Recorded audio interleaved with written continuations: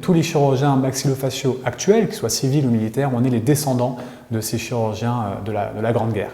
Sans les chirurgiens de 14-18, ma spécialité n'existerait pas. Aujourd'hui, sur la table d'opération, une femme qui se fait faire un lifting peut remercier ses blessés de la face et les chirurgiens qui les ont traités.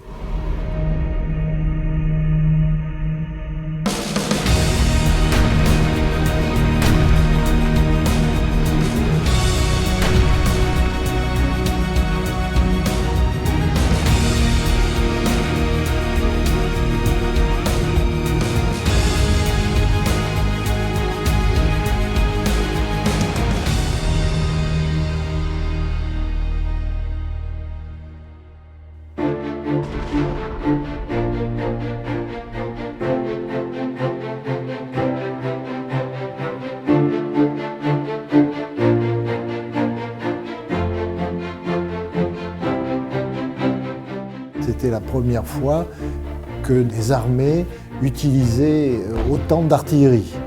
C'est la caractéristique de la guerre de 14. Des obus qui peuvent peser presque 1 tonne, enfin c'est quelque chose d'épouvantable. L'afflux de blessés et le manque d'expérience des chirurgiens, ça a été quelque chose de tout à fait catastrophique. Alors une fois que le blessé est ramené de la ligne de front, il arrive à la première structure médicale, c'est ce qu'on appelle le poste de premier secours, qui est pas très loin de la ligne de front. C'est un abri très précaire qui est sous les bombes quand même. Il y a du personnel médical, c'est-à-dire il y a un infirmier, et puis il y a un médecin.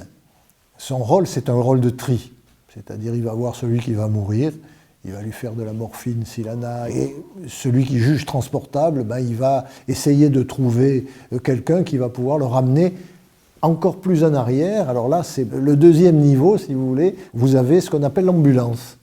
Alors l'ambulance, c'est une structure beaucoup plus importante, où il y a des chirurgiens, il y a des infirmiers, il y a des brancardiers, il y a du matériel.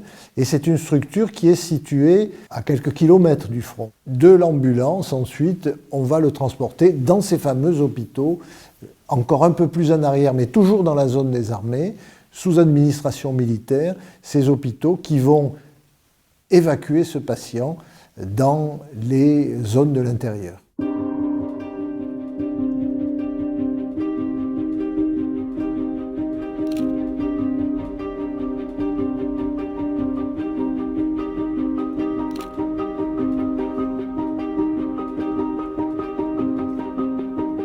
Les blessures étant tellement nouvelles et les chirurgiens n'étaient pas préparés à ça. Pour ce qui est des traumatismes qui sont liés à une balle, les chirurgiens qui sont les mieux placés pour les traiter, ce sont essentiellement les stomatos. Et donc, ils vont gérer ça. Ils vont être aidés considérablement lorsque les dentistes vont être dispatchés dans l'armée et il y en a qui vont arriver dans les services de chirurgie maxillofaciale. Ce genre de fracture, si vous voulez, c'est traité par des immobilisations qui font appel à des appareils dentaires. Donc il faut que le dentiste et le mécanicien dentiste, c'est-à-dire le prothésiste dentaire en fait, puissent prendre les empreintes et ça améliore considérablement le traitement des fractures des mâchoires. Quant à la blessure par éclat d'obus, on ne connaît absolument pas le traitement de ce genre de fracture.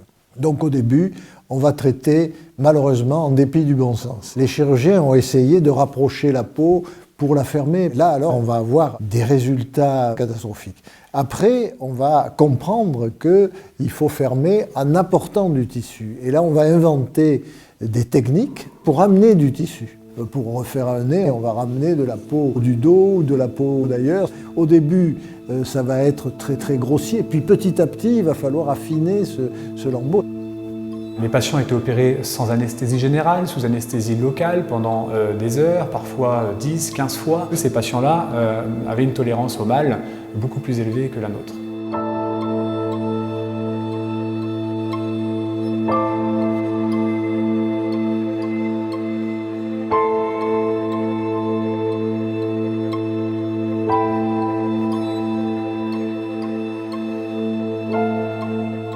Il en est né quelque chose de bien, c'est la naissance d'une spécialité qui va reconstruire au mieux tous ces visages. On bénéficie vraiment de 100 ans d'évolution de reconstruction faciale Les chirurgiens de la Grande Guerre, hein, on les connaît tous, ils sont dans la spécialité, c'est vraiment des noms vraiment fameux. Ils nous ont donné vraiment les principes de base. Vous aviez Suzanne Noël, vous aviez Pont à Lyon, Moore qui était à Bordeaux. À Marseille, il y avait Léon Imbert qui était un chirurgien généraliste.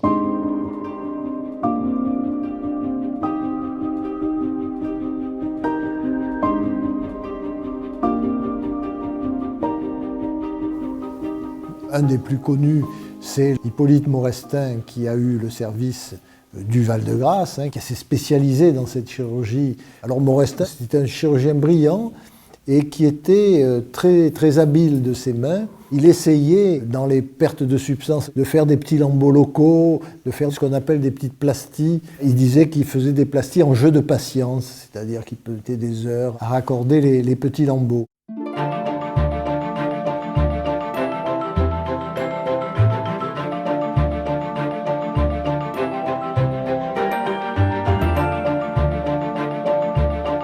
Et des artistes se sont impliqués aux côtés des chirurgiens, et notamment Anne Coleman Ladd, qui est une sculptrice américaine, qui a d'abord travaillé pour la Croix-Rouge et qui s'est passionnée pour la réparation en créant ce qu'on appelle des épithèses, qui sont des sortes de sculptures en cire, bien souvent, qui venaient boucher, remplacer une perte de substance. Cette petite sculpture était apposée sur le visage et permettait aux blessés de circuler dans la rue et d'avoir un visage presque normal. Le visage, c'est l'identité. Pour pouvoir avoir une vie sociale, affective, il faut un petit peu ressembler à la norme.